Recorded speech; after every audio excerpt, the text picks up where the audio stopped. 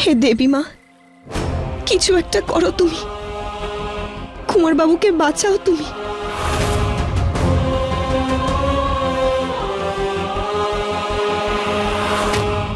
এসব ফালতু ড্রামা করার একদম দরকার নেই বিশাখা। বিরাজের এই কন্ডিশনের জন্য শুধুমাত্র তুমি দায়ী, আন্ডারস্ট্যান্ড? তা নয় তো কি, বড় মুখ করে বলো না তুমি বিরাজের বডিগার্ড। এবার দেখলে কি অবস্থা করেছো তুমি।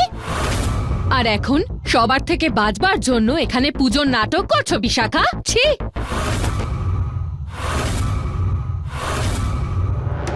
রাজকুমারী নেত্রা, ছোট রানীমা, আমি যা করেছি তা ইচ্ছে করে করিনি, আমাকে ক্ষমা করে দিন। তুমি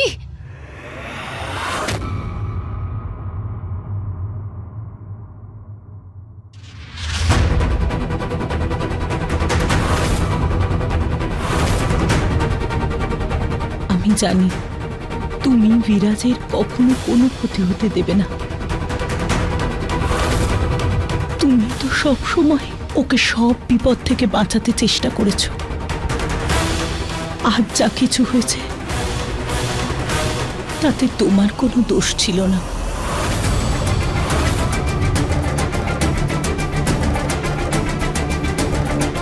বিশাখা, তুমি একদম কষ্ট পেও না, আর কোনো কিছু নিয়ে এত চিন্তা করো না। আমার তোমার উপর কোনো রাগ নেই।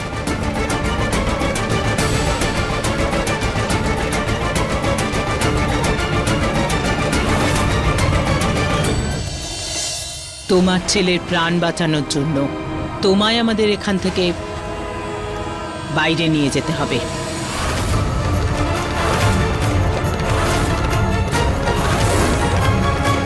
ঠিক আছে বৃন্দা, আমার ছেলেকে বাঁচানোর জন্য আমি তোমার কথায় সম্মত আছি। রাজা বাবু, আমি আপনার পুত্রের মোহ বুঝতে পারছি, কিন্তু এই সিদ্ধান্ত ঠিক হবে না। এই বিষ কন্যাদের বিশ্বাস করা ঠিক হবে না। রাজগুরু, এই সময়ে এদের বিশ্বাস করা ছাড়া আমার কাছে অন্য পথ নেই।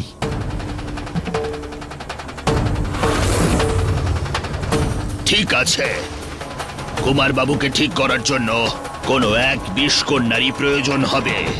আজ তুমি নাও বৃন্দা, তুমি এখানেই থাকবে। তোমার তিনজন বোনেদের মধ্যে কোনো একজন আমাদের সাথে রাজমহলে যাবে। আমি রাজি। দিদি, কিন্তু আমি তোমাদের বিশ্বাস করব কি করে যে আমার বোন যখন তোমাদের সাথে যাবে তোমাদের সাহায্য করার জন্য, তুমি বা তোমাদের মধ্যে একজন ওর কোনো রকম কোনো ক্ষতি করার চেষ্টা করবে না? আমি কথা দিচ্ছি, যে বিষকন্যা আমার সঙ্গে যাবে তার গায়ে কোনো আঁচ লাগবে না। আর বিরাজ সুস্থ হয়ে যাবার পর আমি তাকে এখানে ঠিক পৌঁছে দেব, কথা দিচ্ছি আমি। তাহলে ঠিক আছে, তোমার উপর আরো একবার ভরসা করছি। কিন্তু যে কাজটা তোমরা করাতে চাও তার মূল্য হলো একটা শর্ত। শর্ত? কি শর্ত? শর্ত এটাই যে ভবিষ্যতে আমি তোমার কাছ থেকে যা কিছু চাইব তোমায় দিতে হবে।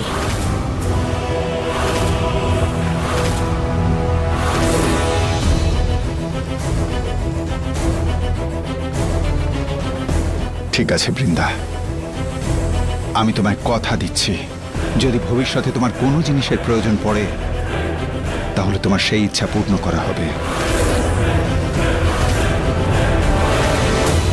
যখন তুমি আমাদের শর্ত মেনেছ তখন আমিও তোমার কথা মানছি। তোমার ছেলের প্রাণ বাঁচানোর জন্য এই বিষলোক থেকে আমার বোন সুরেলি যাবে। না দিদি, আমি এদের সাথে কোথাও যাব না। সুরেলি! দিদি, এটা কি করছো? আমরা এই মুহূর্তের জন্য কত অপেক্ষা করেছি, আজ যখন এই মুহূর্ত চলে এসেছে তুমি এটা কি করছো? কারণ সন্তানকে হারানোর দুঃখটা কি সেটা আমার থেকে ভালো কেউ জানে না। মানুষ হোক বা বিষকন্যা, সন্তানের একটু আঘাত লাগলেই কতটা কষ্ট হয় সেটা আমি খুব ভালো করে জানি। এই রাজবংশীয়রা আমার মেয়েকে মেরে নিচু মনের পরিচয় দিয়েছে, কিন্তু আজ এর ছেলের প্রাণ বাঁচিয়ে আমি আমার উঁচু মনের পরিচয় দেব। যাও সুরেলি, গিয়ে রাজবংশের বংশধরের প্রাণ বাঁচাও। ঠিক আছে দিদি, তুমি যখন বলছো আমি যাব না হয়।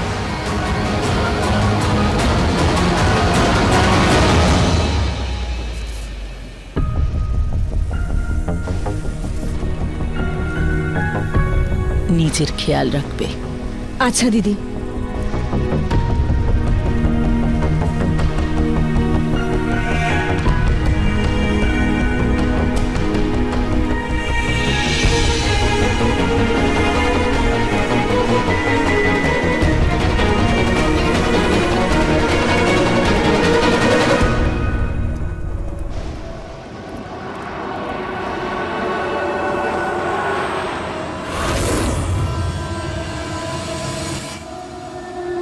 রাজা বাবু, একটু দাঁড়ান।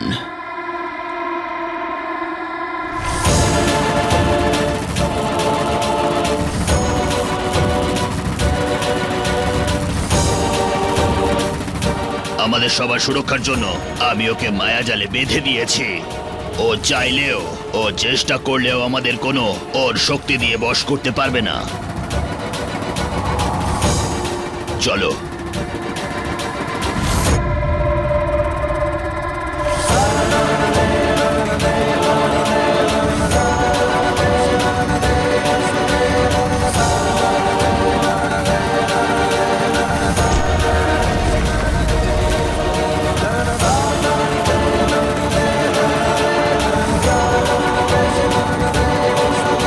কুলদীপ, একটা কাজ করো, এখান থেকে বিরাজের কক্ষ পর্যন্ত পুরো পথ খালি করে দাও।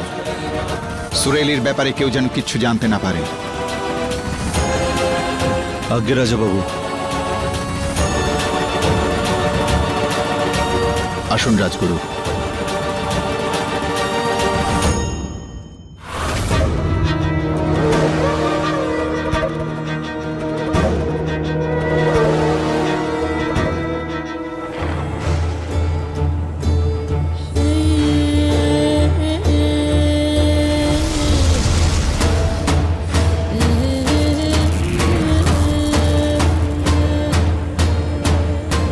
দিদি, বয়সের সঙ্গে সঙ্গে মহারাজার রাজগুরু শুধু চুলই নয়, বুদ্ধিও কমে যাচ্ছে। একদম।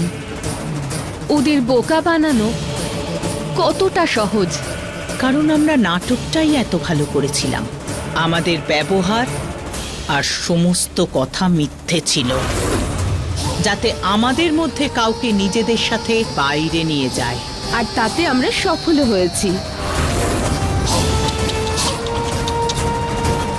বেচারা মহারাজ এইটা ভেবে নিল যে সুরেলি ওখানে ওর ছেলের প্রাণ বাঁচাতে গেছে। আসলেও ওখানে ওর ছেলেকে প্রাণে মারতে গেছে। সুরেলি, তাড়াতাড়ি নিজের কাজ শেষ করো।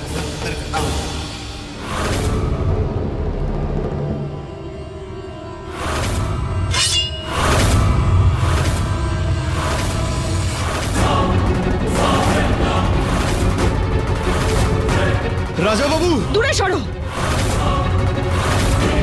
রাজগুরু, আমার শক্তি ফিরিয়ে দাও আমায়। দেখো, তুমি যেটা করতে চাইছো খুব ভুল করছো। তুমি কথা দিয়েছিলে যে তুমি আমার ছেলের প্রাণ বাঁচাবে। রাজগুরু, বিষকন্যার আসল রূপটা তাহলে বেরিয়েই এলো। প্রমাণ করে দিলে যে তোমার বিষ কারোর ক্ষতি করার জন্য, কাউকে সাহায্য করার জন্য নয়। আমার শক্তি আমায় ফিরিয়ে দাও, না হলে। রাজাবাবুকে কিচ্ছু করবে না। রাজগুরু, কিছু করুন আপনি।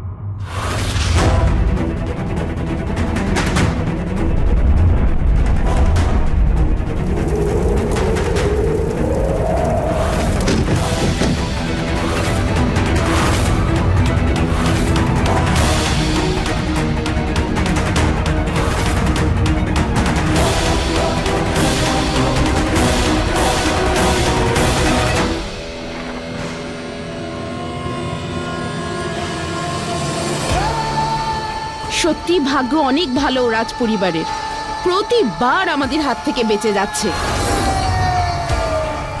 কতদিন কতদিন এদের ভাগ্য এদের সাথে থাকবে? এক না একদিন ভাগ্য এদের সাথে বিশ্বাসঘাতকতা করবেই, আর সেই দিনই হবে আমাদের আসল সুযোগ। সেই দিন কবে আসবে? খুব তাড়াতাড়ি আলবেলি। আর এটা ভুলো না, যতক্ষণ সুরেলি বাইরে থাকবে বিরাজের বিপদ কমবে না। আর আমার সম্পূর্ণ বিশ্বাস আছে সুরেলি আমার মেয়েকে আমার কাছে নিয়ে আসবে। ততদিন তোমরা সাহস হারিও না, কারণ কিছুদিনের মধ্যে আবার সেই রকম হবে যেরকম আমরা চাইছি। কুলদীপ, কি হলো? ও পালিয়ে গেছে রাজা বাবু। গার্ডস, এদিকে শোনো শোনো, চারিদিকে খোঁজো। একটা মেয়ে হলুদ রঙের কাপড় পরে রয়েছে, লম্বা চুল ওর। যেমন করে ওকে খুঁজে বার করে নিয়ে এসো। খুব বড় ভুল করে ফেলেছি আমি। পুত্র মোহে আমি একটা ভুল সিদ্ধান্ত নিয়ে ফেলেছি। ওই বিষকন্যাকে আমার আনাই ভুল হয়েছে। যা কিছু করেছে তাতে আপনার কোনো ভুল নেই রাজা বাবু। আমরা তো কেউ বুঝিনি যে বিষকন্যা এইভাবে আমাদের ঠকাবে। রাজা বাবু এসব ভুলে গিয়ে ওকে আগে খোঁজা দরকার। তুমি ঠিকই বলেছো কুলদীপ। কাকে খুঁজছো বাবা? বলো বাবা। বাবা, তোমার হাত কাটলো কি করে? না, ওই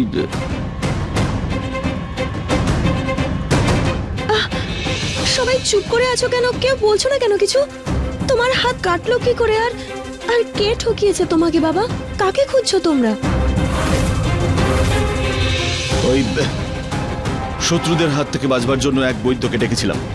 ওর কাছে কুমারবাবুকে বাঁচানোর ওষুধ ছিল, তাই তো ওকে ডেকেছিলাম। কিন্তু ওর উদ্দেশ্য খারাপ ছিল যে ও কাউকে বাঁচাতে নয়, মেরে ফেলতে চায়। তাই ওর থেকে বাঁচবার জন্য আমার হাতটা কেটে গেছে। এবার কি হবে বাবা? এবার কুমারবাবুকে কে সুস্থ করবে? কোনো উপায় তো খুঁজে পাচ্ছি না। ঈশ্বর, কুমারবাবুকে সুস্থ করার কোনো উপায় নিশ্চয়ই আছে। বিষ বের করার নিশ্চয়ই কোনো উপায় আছে।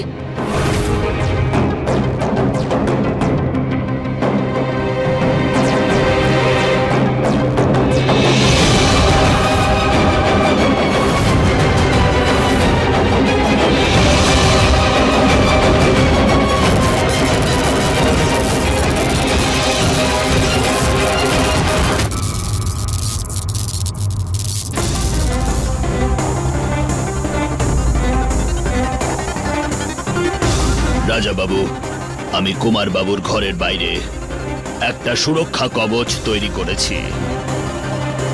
একটা শত্রুর হাত থেকে বাঁচানোর জন্য এত কিছু? ওর জন্য তো একটা সৈনিকই যথেষ্ট।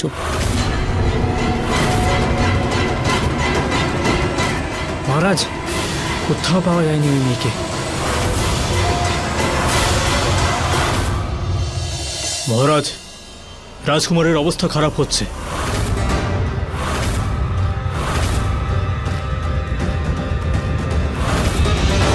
বিষটা আস্তে আস্তে ছড়িয়ে পড়ছে। আমার কোনো ওষুধই কাজ করছে না।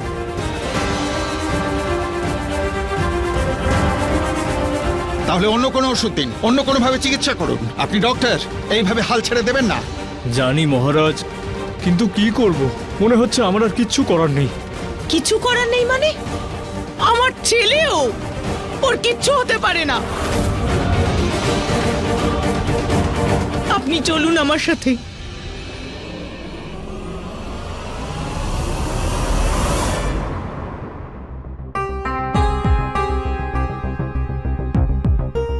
রাজাবাবু, নিজেকে সামলান। আপনি আপনি ভেঙে পড়লে এই রাজপরিবারকে কে সামলাবে?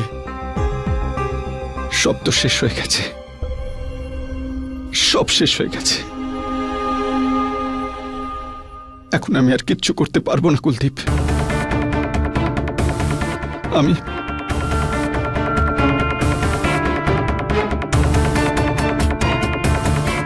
আমি হেরে গেছি কুলদীপ, আমি হেরে গেছি। রাজাবাবু, এখন আমার ছেলের প্রাণ যদি কেউ বাঁচাতে পারে, সেটা একমাত্র তুমি কুলদীপ।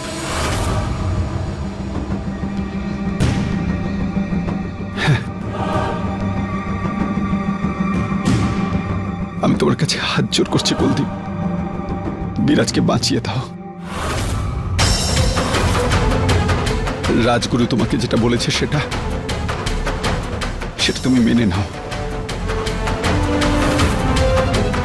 হ্যাঁ কুলদীপ,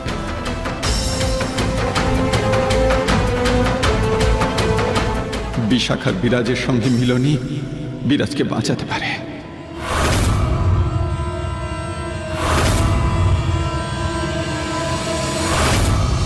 প্লিজ কুলদীপ, যাও আর একবার অন্তত কথা বলো বিশাখার সঙ্গে। কুলদীপ প্লিজ, প্লিজ যাও আর কথা বলো বিশাখার সাথে। ক্ষমা করবেন রাজাবাবু, আমি আপনার কষ্টটা আমি বুঝতে পারছি। আপনি একবার ভাবুন যে আমি বাবা হয়ে আমার নিজের মেয়ের কাছে এই প্রস্তাবটা কিভাবে রাখবো। কুলদীপ, আমি তোমার কষ্টটা বুঝতে পারছি, কিন্তু তুমি তো জানো যে এছাড়া আর কোনো রাস্তা নেই। আমি সেটা জানি রাজগুরু, কিন্তু এসব আমি করতে পারবো না। আমি আমার মেয়েকে এসব করার জন্য কিছুই বলতে পারবো না। তোমাকে এটা করতে হবে কুলদীপ, তুমি সেনাপতি, তোমার কিছু কর্তব্য আছে। একজন বাবারও কিছু কর্তব্য থাকে রাজগুরু। কিছু জিনিস এমন আছে যেটা পূরণ করা যায় না। আমার প্রাণের দরকার, আমি আনন্দে দিয়ে দেবো, কিন্তু আমি এটা করতে পারবো না। তুমি তোমার প্রতিজ্ঞা থেকে সরে আসছো, ভুলে যেও না তুমি বিশাখাকে দান করেছো। হে ভগবান, সূর্য, মাটি আর আকাশকে সাক্ষী রেখে আমি কুলদীপ আমার মেয়ে বিশাখাকে রাজমহলকে দান করলাম।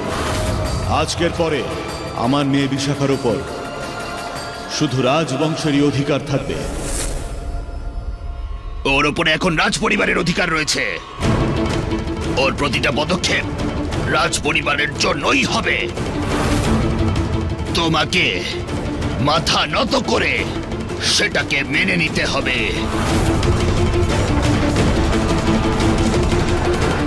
তোমার সব সিদ্ধান্ত মেনে নেব আমি।